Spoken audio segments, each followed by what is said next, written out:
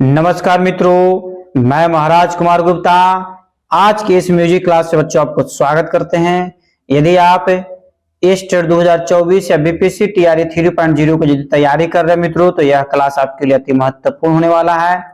अब जो मित्रों जो हम प्रतिदिन क्लास लेंगे चैप्टर वाइज चैप्टर, क्योंकि चैप्टर वाइज चैप्टर यदि आप ऑब्जेक्टिव क्वेश्चन तैयारी कर लेते हैं तो कहीं पर भी आपको किसी भी प्रकार का कोई दिक्कत होने वाला नहीं है। अतः क्लास को आप अंतिम समय तक जरूर ज्वाइन किए हुए रहे बच्चों, और प्रत्येक चैप्टर का आप कोशिश कीजिए कि पीडीएफ जरूर खरीद लें, ताकि आपको तैयारी करना और बेहद हो जाएगा बच्चों। इस चैनल पर प्रतिदिन सुबह 8 बजे और रात्रि 8 बजे बच्चों म्यूजिक के क्लास लिए जाते हैं, अतः क्लास को प्रतिदिन जरूर ज्वाइन करें। मित्रों, बिना समय गवाए हुए आज के प्रथम प्रश्न पर आप केयर कीजिए कि कंपिता संकितो भीतम, एक प्रकार के बच्चों यह श्लोक है काकी कराली विनिमय लोका। इस श्लोक में संगीत के किस वाद्य के विविध दोषों का निरूपण किया गया है? ठीक है, ए में आपका मित्रों ऑप्शन है स्वर दोष, बी में राग दोष, सी में कंठ दोष और डी में बच्चों ताल दोष है। तो बताइए मित्रों क्या आंसर होगा। यदि आपको जिस प्रश्न का आंसर आ रहा है उस प्रश्न का आंसर आप कमेंट में तुरंत दिया कीजिए, ताकि कम समय में आपको अधिक से अधिक तैयारी हो जाए। तो मित्रों इस प्रश्न का आंसर आपको हो जाएगा ऑप्शन नंबर एप्पल, मतलब क आपका सही है, स्वर दोष। इस प्रकार मित्रों क्वेश्चन नंबर नेक्स्ट पर आप ध्यान दीजिए कि एक कुशल गायक को किसका सूक्ष्म अभ्यास अपेक्षित है। एक कुशल गायक को किसका सूक्ष्म अभ्यास अपेक्षित है? ए में आपका स्वर साधना, बी में है ताल साधना, सी में अंश साधना और डी में बच्चों सौढ़व साधना। तो बताइए मित्रों क्या आंसर होगा कि एक कुशल गायक को किसका सूक्ष्म अभ्यास अपेक्षित है? तो मित्रों इस प्रश्न का आंसर आपको हो जाएगा एप्पल, स्वर साधना। क्या हो जाएगा? स्वर साधना। कहने का मतलब है कि किसी भी एक कुशल गायक यदि बना है तो उसका सबसे पहला राज होता है कि वह स्वर साधना का रियाज बहुत ज्यादा किया है। जब तक वो स्वर साधना नहीं करेगा तब तक उसका आवाज अच्छा नहीं होगा। इस प्रकार मित्रों अगले प्रश्न पर केयर कीजिए। अगला प्रश्न है कि राग विशेष के अंतर्गत स्वर रचित रचना जो मानो मुग्धकारी होती है उसे क्या कहते हैं? ए में आपका है मित्रों ऑप्शन ध्यान दीजिएगा कि सरगम, बी में बंदिश, सी में धुन और डी में आपका गीत है। तो बताइए बच्चों क्या आंसर होगा कि राग विशेष के अंतर्गत स्वर रचित रचनाओं को मनोमुग्धकारी होती है उसे क्या कहते हैं? तो मित्रों इस प्रश्न का आंसर हो जाएगा आपको बंदिश, ऑप्शन नंबर बॉल आपका सही है। कोशिश कीजिए कि सभी प्रश्न का आंसर आप कमेंट्स पर जरूर देते रहें। साहित्य संगीत कला विहीनम साक्षात पशु पुच्छ विषान होना, यह कथन किसका है? ठीक है, कहने का मतलब है कि साहित्य और संगीत और कला विहीन व्यक्ति जो है साक्षात जैसे पशु के समान हो जाता है। ठीक है, यह कथन किसका है? ये में आपका भरत साहब का, बी में शुक्राचार्य का, सी में नारद साहब और डी में भर्तृहरि का। तो बच्चों बताइए किसका आंसर क्या होगा, आपके एग्जाम्स के लिए अति महत्वपूर्ण है। तो मित्रों इस प्रश्न का आंसर हो जाएगा ऑप्शन नंबर डी भर्तृहरि। ठीक है, इस प्रकार मित्रों अगले प्रश्न पर आप केयर कीजिए। युगल रूप से गायन अथवा वादन की क्रिया को क्या कहते हैं? युगल रूप से गायन अथवा वादन की क्रिया को क्या कहते हैं? ए में आपका मित्रों ऑप्शन है समूह गान, बी में है जुगलबंदी, सी में है जोड़बंदी और डी में बच्चों कोरस। तो युगल रूप से गायन अथवा वादन की क्रिया को क्या कहते हैं बच्चों? इस प्रश्न का आंसर आप कमेंट्स में लगातार दिया कीजिए। युगल मतलब होता है जोड़ा, जुगलबंदी जोड़ना। युगल मतलब क्या होता है? जोड़ा। तो युगल रूप से गायन अथवा वादन की क्रिया को जुगलबंदी बोला जाता है। ऑप्शन नंबर बॉल आपका क्या है? सही है। समूह गायन मतलब एक ही साथ बहुत सारा व्यक्ति मिलकर गा रहा है, जोड़ी मतलब सिर्फ दो ही व्यक्ति हो, और कोरस मतलब जो गायक के साथ में जो व्यक्ति गाता है रह करके उसको क्या बोलते हैं? कोरस बोला जाता है। अगला प्रश्न मित्रों, सामवेद की ऋतुओं का गायन उदात, अनुदात और स्वरित इन तीनों स्वरों के अंतर्गत होता था। इस गान क्रिया को किससे संबंधित किया गया है? ए में आपका वेद गान, बी में है राग गान, सी में साम गान, डी में बच्चों जाति गान। तो बताइए मित्रों क्या आंसर होगा? फटाफट आप कमेंट्स में आंसर देते रहिए और इस क्लास को अपने स्टडी ग्रुप में जरूर शेयर कर दिया कीजिए, तो मित्रों इस प्रश्न का आंसर आपका हो जाएगा ऑप्शन नंबर सी, सामगान। क्या हो जाएगा? सामगान। ठीक है, अगले प्रश्न पर केयर कीजिएगा कि नहम वसामि वैकुंठे योगिनाम हृदय न च। ठीक है, यह प्रकार का मित्रों आपका श्लोक है। यह श्लोक जैसे संगीत में देवत्व की महत्ता के निमित्त नारद को संबोधित करते हुए कहा गया है। यह किस ग्रंथ से उद्धृत हुआ है? मतलब यह श्लोक जैसे किस ग्रंथ में वर्णित किया गया है? मित्रों ए में आपका संगीत परिजात, बी में चाणक्य नीति, सी में पद्म पुराण और डी में बच्चों श्रीमद् भगवत गीता। तो मित्रों आपको बताते चले कि हम लोग जो है क्लास कर रहे हैं संगीत का। ठीक है, और आपको इस प्रश्न का आंसर कमेंट्स में तत्काल देना चाहिए। तो इसका आंसर हो जाएगा मित्रों पद्म पुराण का, ऑप्शन नंबर सी आपका सही है। अगला प्रश्न है कि हाथ से ताल देने वाले को क्या कहते हैं? हाथ से ताल देने वाले को क्या कहते हैं? ताले से जय श्री राम बोलो, जय श्री राम नहीं, हाथ से जो व्यक्ति ताल देता है उसको क्या बोला जाता है? प्रहारक, पाणिवादक, ग में पादक और बच्चों डी में आपका पादक। ठीक है, तो बताइए मित्रों क्या आंसर होगा कि हाथ से ताल देने वाले को क्या कहते हैं? तो मित्रों को बताते चलें कि हाथ से जो गाना गाते समय ताल देता है उसे पाणिवादक बोला जाता है। ऑप्शन नंबर बॉल आपका सही है। इस प्रकार मित्रों अगले प्रश्न पर केयर कीजिएगा। जो स्वर व राग रचना के साथ साथ पद रचना का भी ज्ञात हो उसे क्या कहते हैं? जो स्वर व राग रचना के साथ साथ पद रचना का भी ज्ञात हो उसे क्या कहते हैं? ए में आपका कथक है, बी में गायक है, सी में वाग्यकर है और डी बच्चों गंधर्व है। इस प्रश्न का आंसर आपको कमेंट्स में आंसर देना अति आवश्यक है कि जो स्वर व राग रचना के साथ साथ पद रचना का भी ज्ञात हो उसे हम लोग बच्चों वाग्यकर कहते हैं। ऑप्शन नंबर सी आपका सही है। अगले प्रश्न पर केयर कीजिएगा कि जो प्राचीन तथा नवीन दोनों प्रकार की संगीत का पूर्ण ज्ञाता हो और गुरु परंपरा से प्राप्त शिक्षा अनुसार स्वर व तालबद्ध चीजों को शुद्ध रूप में प्रस्तुत करता है उसे क्या कहते हैं? ए में आपका गायक है, बी में नायक है, सी में गंधर्व और डी में आपका बच्चों पंडित है। तो बताइए मित्रों क्या आंसर होगा? इस प्रश्न का आंसर आप कमेंट्स में तुरंत दिया कीजिए, क्योंकि सभी प्रश्न का आंसर आप कमेंट्स में देने के लिए कुछ समय आपको छोड़ ही देते हैं।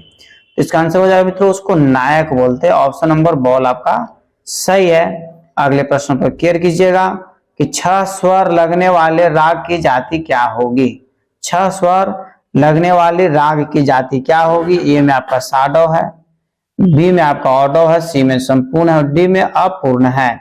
तो मित्रों जिसमें 6 स्वर लगते हैं उसे हम साडव कहते हैं। ए पर आंसर आपका क्या है? सही है। अगले प्रश्न पर केयर कीजिएगा कि साधारण या औसत स्वरों वाले सप्तक को क्या कहते हैं? साधारण या औसत स्वरों वाले सप्तक को क्या कहते हैं? ए में आपका मंद्र सप्तक, बी में मध्य सप्तक, सी में तार सप्तक, डी बच्चों तीव्र सप्तक। तो बताइए बच्चों क्या आंसर होगा कि साधारण या औसत स्वरों वाले सप्तक को क्या कहते हैं? तो मित्रों इस प्रश्न का आंसर आपको हो जाएगा मध्य सप्तक, मतलब ऑप्शन नंबर बॉल आपका सही है। अगला प्रश्न पर केयर कीजिएगा कि साधारण या औसत स्वरों से नीचे के स्वरों वाले सप्तक क्या कहलाते हैं? साधारण या औसत स्वरों से नीचे के स्वरों वाले सप्तक क्या कहलाते हैं? ए में आपका मंद्र सप्तक, बी में मध्य सप्तक, सी में तार सप्तक, डी बच्चों तीव्र सप्तक। तो बताइए मित्रों क्या आंसर होगा? फट सब कमेंट्स में तुरंत आंसर दिया कीजिए। तो इस प्रश्न का आंसर हो जाएगा आपको मंद्र सप्तक। ए पर आंसर आपका सही है।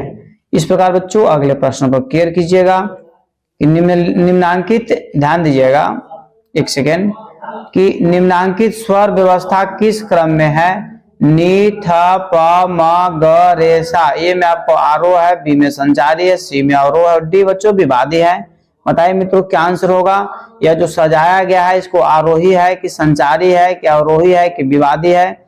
अब तुरंत कमेंट से बच्चों आंसर दिया कीजिए। तो जो सजाया नी, थ, प, म, ग, रे, सा इसको बच्चों अवरोही बोलते हैं, नीचे की ओर ढल रहा है इसलिए क्या बोलते हैं? अवरोही। अगला प्रश्न है स्वरों के चढ़ते हुए क्रम को आरोह कहते हैं, तो उतरते हुए क्रम को क्या कहेंगे? यदि बच्चों आप म्यूजिक का शिक्षक बनना चाहते हो, यदि आपको इस प्रश्न का आंसर नहीं याद है तो बहुत दुख की बात है।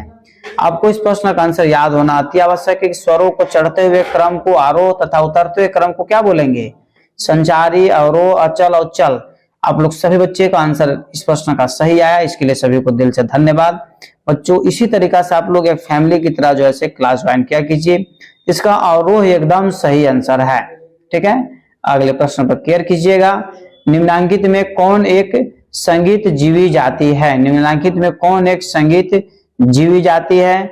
ए में आपका ब्राह्मण, बी में भाट, सी में बहुरूपिया और डी बच्चों मिरासी। तो बताइए मित्रों क्या आंसर होगा कि निम्नलिखित में कौन जो है संजीव जीवी जाति है? ठीक है, संगीत जीवी जाति है। तो मित्रों इस प्रश्न का आंसर हो जाएगा मिरासी। क्या हो जाएगा? मिरासी। कहने के मतलब कि ऑप्शन नंबर डी आपका क्या है? सही है।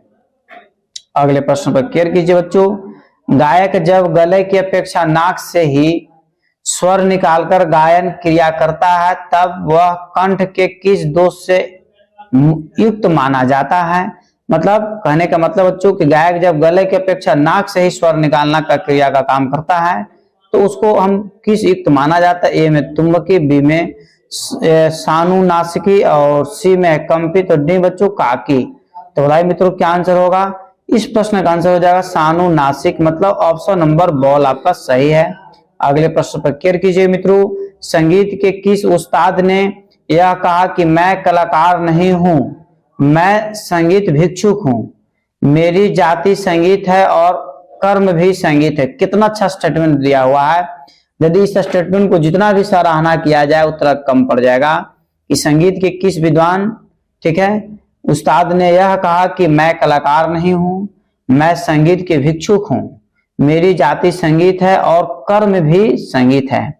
ए में आपका पंडित ओमकार नाथ, बी में अलाउद्दीन खां, सी में पंडित रविशंकर, डी बच्चों बेगम अख्तर। तो मित्रों इस प्रश्न का आंसर आपको कमेंट्स में देना अति आवश्यक है क्योंकि यह प्रश्न आने की संभावना बहुत ज्यादा है एग्जाम में आपको। तो इसका आंसर हो जाएगा मित्रों उस्ताद अलाउद्दीन खां। ऑप्शन नंबर बॉल आपका क्या है? सही है। इस प्रकार मित्रों हम लोग क्वेश्चन नंबर 20 की ओर चलेंगे। सुख दुख की प्रयोगशाला में संगीत यंत्र द्वारा जब आत्मा को उपचार रूप में पा लिया जाता है तब परम आनंद की स्थिति स्वयं आ जाती है। यह किसकी कथन है? रविन्द्रनाथ टैगोर का, नारद साहब का, दामोदर पंडित का या फिर अहोबल साहब का? बहुत ही बेहद महत्वपूर्ण प्रश्न है। इतना आपको जरूर बोलेंगे कि इस प्रश्न का आंसर वही है जो आपको हम बहुत पहले बता चुके हैं कि भारत के पहले से व्यक्ति जिनको जैसे नोबेल प्राइज मिल चुका है, नोबेल प्राइज पाने वाले प्रथम व्यक्ति जो थे वही इस कथन को बोले थे। इतना आपको हिंट देने से आपको कमेंट्स में तुरंत आंसर दे देना चाहिए था कि इसका आंसर हो जाएगा रविन्द्रनाथ टैगोर साहब एप्पल। ठीक है, इस प्रकार बच्चों अगले प्रश्न पर केयर कीजिए। गायन या वादन के क्रमशः गीत तथा गत की रचना के प्रथम चरण या भाग क्या कहते हैं? ठीक है, ए में आपका गति, बी में पलटा, सी में अंतरा और डी बच्चों अस्थाई है। तो बताइए मित्रों क्या आंसर हो? गायन या वादन के क्रमशः गीत तथा गत की रचना प्रथम चरण या भाग को क्या कहते हैं? तो मित्रों इस प्रश्न का आंसर आपको हो जाएगा उसको अस्थाई बोलते हैं। ऑप्शन नंबर डी आपका सही है। अगले प्रश्न पर केयर कीजिएगा कि स्वर वर्ण का वह सुसज्जित समूह जो हमारे मन को किसी न किसी रूप में आनंद तथा रंजकर्ता प्रदान करता है क्या है? ए में आपका थाट है, बी में राग है, सी में तान है, डी बच्चों गान है। बताइए मित्रों क्या आंसर होगा? सभी प्रश्न का आंसर आप कमेंट्स में लगातार दिया कीजिए और इसे अपने स्टडी ग्रुप में जरूर शेयर कर दिया कीजिए। तो मित्रों इस प्रश्न का आंसर आपका हो जाएगा राग है। क्या है? राग। ठीक है, आपको आंसर जो है बहुत इजी तरीका से इसको आप दे सकते थे कि स्वर वर्णों का वह सुसज्जित समूह जो हमारे मन को किसी न किसी रूप में आनंद व रंजकर्ता प्रदान करता, उसको क्या बोलते हैं? राग बोलते हैं। ठीक है, राग के माध्यम से ही गाना सुनने के बाद हमको आनंद की अनुभूति होती है। अगला प्रश्न है सप्तक के कुल कितने प्रकार होते हैं? इस प्रश्न का आंसर आपको कमेंट्स में देना अति आवश्यक है कि सप्तक के कुल कितने प्रकार होते हैं और आप कोशिश कीजिए कि कमेंट्स में भी तीनों प्रकार का नाम लिख दें। ए में आपका 1, 2, 3, 4। तो मित्रों इस प्रश्न का आंसर सप्तक के कुल जो है 3 प्रकार है। सप्तक कुल कितने प्रकार है? 3 प्रकार है, तार सप्तक, मध्य सप्तक और मंद्र सप्तक। ठीक है, इस प्रकार अगले प्रश्न पर केयर कीजिए। 7 स्वरों अर्थात सा रे ग म प ध नि के समूह को क्या कहते हैं? ए में आपका अलंकार है, बी में सप्तक है, सी में पलटा और डी बच्चों स्वर है। फट सब कमेंट से मित्रों आंसर तुरंत दिया कीजिए कि 7 स्वरों अर्थात सा रे ग म प ध नि के समूह को क्या कहते हैं। तो मित्रों इस प्रश्न का आंसर हो जाएगा सप्तक बोलते हैं। ऑप्शन नंबर बॉल आपका सही है। ठीक है मित्रों, इस प्रकार अगले प्रश्न पर केयर कीजिएगा। ये एक सप्तक के अंतर्गत श्रुतियों की संख्या कितनी होती है। यदि आप म्यूजिक से शिक्षक बनना चाहते हैं, स्टेट क्वालिफाई करना चाहते हैं, बीपीएससी म्यूजिक शिक्षक बनना चाहते हैं, तो मित्रों इस प्रश्न का आंसर आपको देना अति आवश्यक है कि एक सप्तक के अंतर्गत श्रुतियों की कुल संख्या कितनी मानी जाती है। तो मित्रों जैसे कुल श्रुतियों की संख्या एक सप्तक में कितना है, 22 है। ऑप्शन नंबर सी आपका 100% सत्य है। इस प्रकार मित्रों हम लोग अगले प्रश्न पर केयर करेंगे। प्रश्न है कि संगीत में अभ्यास शब्द के समानार्थक उर्दू का प्रचलित शब्द क्या है। ए में आपका नियाज है, बी में ख्याल है, सी में रियाज है, डी बच्चों अंदाज है।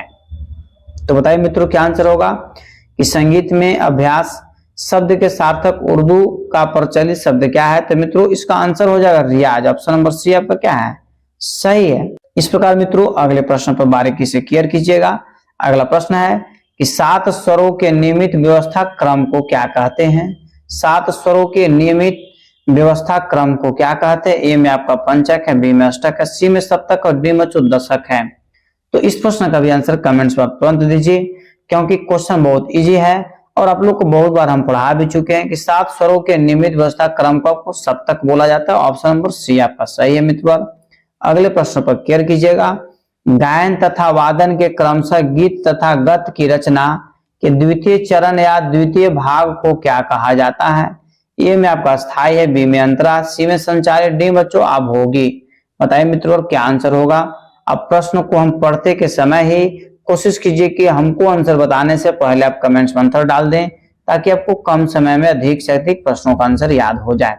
तो मित्रों इस प्रश्न का आंसर आपको हो जाएगा, उसको अंतरा बोलते हैं। ऑप्शन बी आपका क्या है, सही है। अगले प्रश्न पर केयर कीजिएगा। नीचे के स्वरों से ऊपर के स्वरों की ओर जाने की क्रिया को किस वर्ण के अंतर्गत रखा जाता है। नीचे से मतलब ऊपर की ओर जा रहा है। तो मित्रों ए में है आरोही, बी में अवरोही, सी में अस्थाई, डी बच्चों संचारी। तो बताइए मित्रों क्या आंसर होगा कि नीचे के स्वरों से ऊपर के स्वरों की ओर जाने की क्रिया को बच्चों आरोही कहते हैं। ए पल आंसर आपका सही है। सभी प्रश्न का आंसर आप कमेंट्स में तत्काल दिया कीजिए, ताकि आपको कम समय में अधिक से अधिक प्रश्नों का याद हो जाए। एक ही स्वर के बार बार उच्चारण करते ऊपर या नीचे जाने आने की क्रिया को क्या कहते हैं। ए में आपके आरोही स्वर्ण वर्ण, बी में अवरोही वर्ण, सी में है आपको अस्थाई वर्ण और डी बच्चों संचारी वर्ण।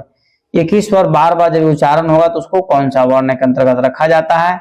तो मित्रों इस प्रश्न का आंसर हो जाएगा, उसको अस्थाई वर्ण बोला जाता है। ऑप्शन नंबर सी आपका क्या है, सही है। ठीक है, इस प्रकार मित्रों नेक्स्ट प्रश्न पर बारीकी से केयर कीजिए और क्लास को अंतिम समय तक आप जरूर ज्वाइन किए हुए रहिए। यदि मित्रों आप इस चैनल पर पहली बार विजिट कर रहे हैं तो चैनल को मित्रों सब्सक्राइब कर ले मित्रों, ताकि जिस भी प्रकार का हम वीडियो अपलोड करें आपके पास नोटिफिकेशन तुरंत चला जाए और क्लास का फायदा आप तुरंत उठा सकते हैं। प्रश्न मित्रों, उत्तर भारतीय मतलब हिंदुस्तानी संगीत पद्धति में कितने थाटों का निरूपण किया गया है। ए में आपका है मित्रों 12 होगा, ठीक है, गलत लिखा गया 12, बी में 16, सी में 32 और डी बच्चों 10। तो उत्तर भारतीय संगीत में कुल थाटों की संख्या जो बताया गया है 10 बताया गया है, और दक्षिण भारतीय संगीत में कुल थाटों की संख्या कितना बताया गया, 19 बताया गया। इस प्रकार इसका आंसर क्या है, ऑप्शन नंबर डी आपका मित्रों सही है।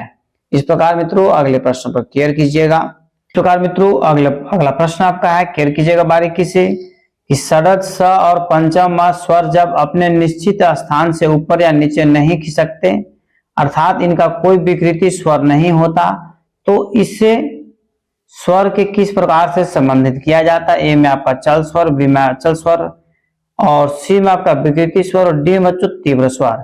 तो बताइए बच्चों क्या आंसर होगा। षड्ज स और पंचम म स्वर जब अपने निश्चित स्थान से ऊपर या नीचे नहीं खिसकते हैं, इसको बच्चों क्या बोला जाता है। आपको कमेंट्स में तत्काल आंसर देना चाहिए, क्योंकि यह प्रश्न आपके एग्जाम्स के लिए अति महत्वपूर्ण है। तो मित्रों इस प्रश्न का आंसर हो जाएगा, केयर कीजिएगा कि ऑप्शन नंबर बी, उसको अचल स्वर बोलते हैं। मतलब जो अपने स्थान से नहीं खिसकता उसको क्या बोलते हैं, अचल स्वर बोला जाता है। मित्रों जब सातों स्वर अपने निश्चित श्रुतियों पर स्थित रहते हैं तब उन्हें क्या कहते हैं। ए में आपका विकृति स्वर, बी में आपका शुद्ध अथवा प्राकृतिक स्वर, सी में अचल स्वर और डी बच्चों तीव्र स्वर। बताइए मित्रों क्या आंसर होगा, क्योंकि सभी प्रश्न आपके एग्जाम्स के लिए अति महत्वपूर्ण है और सभी प्रश्न का आंसर आपको कमेंट्स में देना अति आवश्यक है। तो मित्रों इस प्रश्न का आंसर आपका हो जाएगा। तो मित्रों इसका आंसर जो है आपका केयर कीजिएगा, इसका आंसर हो जाएगा शुद्ध अथवा प्राकृतिक स्वर। ऑप्शन नंबर बी आपका क्या है, सही है। ठीक है, आप फटाफट मित्रों कमेंट्स में आंसर दिया कीजिए। अगला प्रश्न है कि स्वरों के श्रृंखलाबद्ध या क्रमबद्ध चलन को संगीत की भाषा में क्या कहा जाता है। ए में आपका अभ्यास है, बी में अलंकार है, सी में सरगम है, डी बच्चों साधना है। तो बताइए मित्रों क्या आंसर होगा कि स्वरों के श्रृंखलाबद्ध या क्रमबद्ध चलन को संगीत की भाषा में क्या कहा जाता है। तो मित्रों इस प्रश्न का आंसर आपका हो जाएगा, उसको अलंकार बोलते हैं। ऑप्शन नंबर बॉल आपका सही है मित्रों। अगले प्रश्न पर केयर कीजिएगा। श्रुति के वे अंश जिनकी संख्या 7 है, जो स्वयं शोभित है और कर्णप्रिय है, मधुर्यपूर्ण तथा राग का संगीतक आधार है, क्या है। ए में आपका नाद है, बी में राग है, सी में ध्वनि और डी बच्चों स्वर है। मतलब संगीत के लिए मुख्य रूप से आधार माना गया है नाद को, राग को, ध्वनि को या स्वर को। बताइए मित्रों क्या आंसर होगा, फट सब कमेंट्स पर तत्काल आंसर दिया कीजिए ताकि सभी प्रश्न आपको जैसे एग्जाम्स के लिए याद हो जाए। तो इसका आंसर हो जाएगा मित्रों, केयर कीजिएगा कि स्वर। क्या हो जाएगा, स्वर। मतलब ऑप्शन नंबर डी आपका सही है। अगले प्रश्न पर केयर कीजिएगा। संगीत उपयोगी ध्वनि का स्थूल रूप नाद है, तो नाद का सूक्ष्म अंश क्या है। नाद का सूक्ष्म अंश क्या है मित्रों। ए में जो आपका ऑप्शन है स्वर है, बी में राग है, सी में श्रुति और डी बच्चों ध्वनि है। तो मित्रों आपको बताते चले कि नाद की जो है सूक्ष्म ध्वनि को श्रुति कहते हैं। क्या कहते हैं, श्रुति। ऑप्शन नंबर सी आपका सही है। अगले प्रश्न पर केयर कीजिएगा कि गायन वादन में स्वर का वह सूक्ष्म भाग जिसे सुनकर एक दूसरे को अलग अलग स्पष्ट रूप से पहचाना जा सके, क्या कहते हैं। ए में आपका श्रुति है, बी में स्वर है, सी में नाद है, डी बच्चों ध्वनि है। तो बताइए मित्रों क्या आंसर होगा कि गायन वादन में स्वर का वह सूक्ष्म भाग जिसे सुनकर एक दूसरे को अलग अलग स्पष्ट रूप से पहचाना जा सके, उसे मित्रों जो हम बोलते हैं, केयर कीजिएगा, उसे श्रुति कहते हैं। एप्पल आंसर आपका क्या है, सत्य है। अगले प्रश्न पर केयर कीजिएगा। नाद के कुल कितने प्रकार है। यदि आप इस प्रश्न का आंसर नहीं देते हैं तो बहुत ही दुख होगा हमको। इसी तरीके से वाह फटाफट अंदर के घोड़ा की तरह एकदम आंसर आ रहा है, एकदम इतना रनिंग से आप लोग एकदम दे रहे हैं टपटप आंसर कि मतलब लग रहा है कि हमको देख करके अंदर से मन जो है एकदम प्रफुल्लित हो उठा। नाद के कुल कितने प्रकार हैं, बहुत अच्छा। तो इसका आंसर 2 एकदम सही है। पहला को बोलते हैं आहत नाद और दूसरा को बोलते हैं अनाहत नाद। ठीक है, अगला प्रश्न बच्चों केयर कीजिएगा कि दक्षिण भारतीय संगीत पद्धति भारतवर्ष के किस क्षेत्र में प्रचलित है।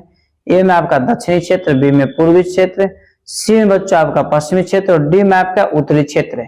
इस प्रश्न का आंसर भी आपको कमेंट्स में तुरंत देना चाहिए कि दक्षिण भारतीय संगीत पद्धति भारतवर्ष के किस क्षेत्र में प्रचलित है। तो दक्षिणी क्षेत्र अर्थात कर्नाटक संगीत पद्धति के नाम से भी इसको जाना जाता है।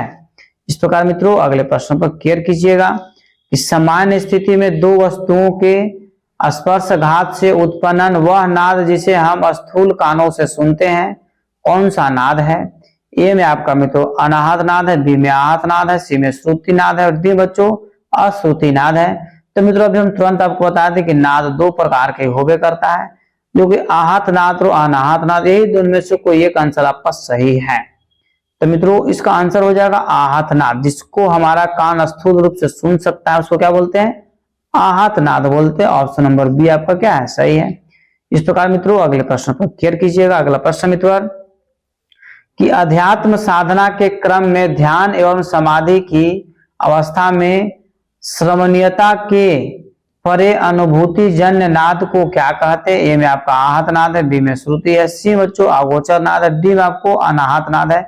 मित्रों इस प्रश्न का आंसर भी आपको याद होना चाहिए कि अध्यात्म साधना के क्रम में ध्यान एवं समाधि की अवस्था में श्रवणीयता के रूप में अनुभूति जन्य नाद को क्या कहते हैं।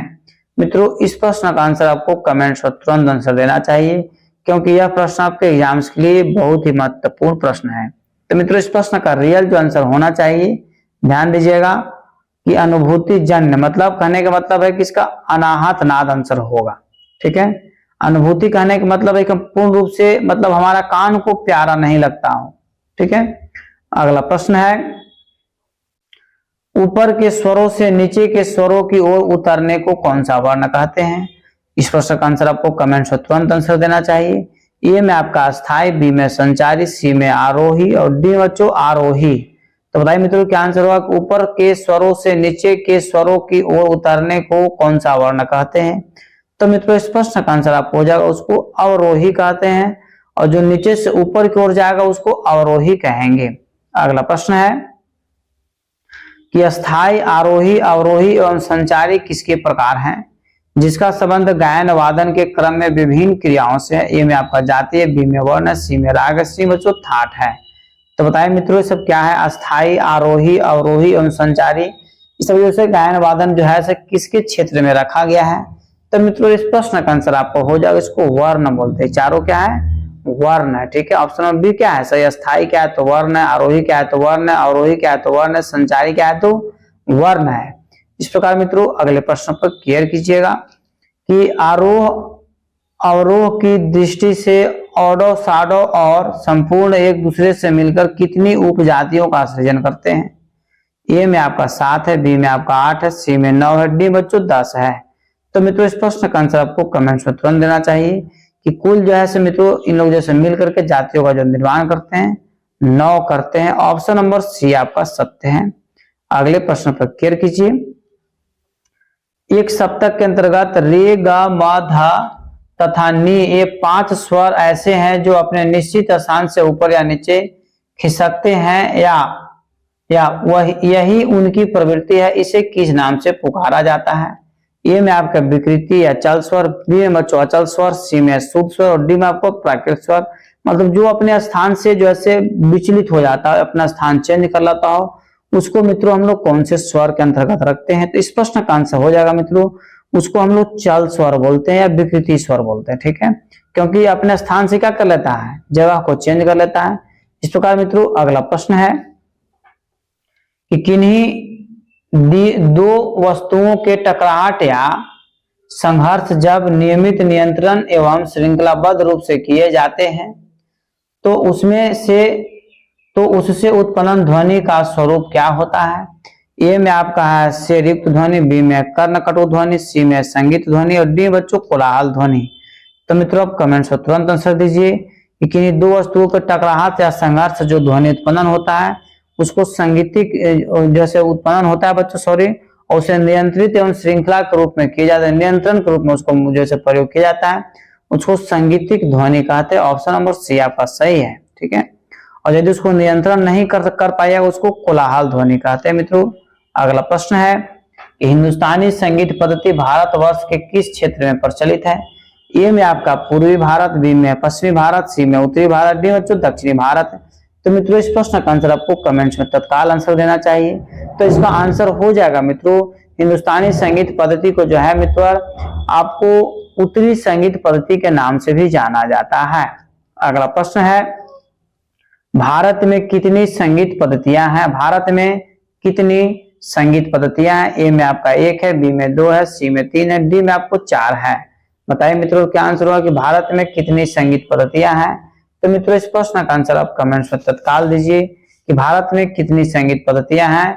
तो मित्रों आपको बताते चले कि भारत में कुल जैसे 2 संगीत पद्धतियां हैं, उत्तरी संगीत पद्धति और दक्षिणी संगीत पद्धति। शान से बैठिए, आप लोग को लिखवा देंगे, घबराना नहीं है। ठीक है ना, आप लोग को पूरा म्यूजिक का कोर्स हम करवा देंगे तभी छुट्टी देंगे। ठीक है, बस 2 क्वेश्चन और बचा हुआ है। अगला क्वेश्चन पर मित्रों ध्यान दीजिएगा कि गायन वादन तथा नृत्य को ताल एवं लय सहित प्रस्तुत करने की विद्या को क्या कहते हैं? ए में आपका संगीत है, बी में नाट्य है, सी में नर्तन है, डी बच्चों वादन है। बताइए मित्रों क्या आंसर होगा कि गायन वादन तथा नृत्य को, ध्यान दीजिएगा, नृत्य को ताल एवं लय सहित प्रस्तुत करने की विद्या को क्या कहते हैं? तो मित्रों आपको बताते चले किस प्रश्न का आंसर आपका हो जाएगा, उसे संगीत कहते हैं। ए पर आंसर आपका मित्रों 100% सही है। ठीक है, इस प्रकार मित्रों आज का क्लास यहीं पर समाप्त किया गया। यदि मित्रों आप चैनल पर पहली बार विजिट कर रहे हैं तो चैनल को अभी आप तुरंत सब्सक्राइब कर लीजिए और लाइक बच्चों इस क्लास को, इस वीडियो को जरूर करें, अपने स्टडी ग्रुप में शेयर कर दिया कीजिए बच्चों। इतने सारे बच्चे एक साथ मिलकर के कमेंट्स में आप लोग आंसर देते हैं, इसके लिए सभी को दिल से धन्यवाद बच्चों। पेड फॉर पीडीएफ कोर्स चल रहा है, आप इस नंबर से आप हमसे कांटेक्ट कीजिए, चाहे स्टेट की तैयारी कर रहे हो, बीपीएससी की तैयारी कर रहे हो, डीएसएसबी का या सीटेट का या नेट का या केवीएस का या ईएमआरएस का, मतलब कहने का मतलब किसी भी प्रकार का यदि आप म्यूजिक का तैयारी कर रहे हैं तो यह क्लास आपके लिए बहुत हेल्पफुल होने वाला है। तब तक के लिए आप स्वस्थ रहिए, मस्त रहिए। एक बार प्रेम से बोलिए भारत माता की जय।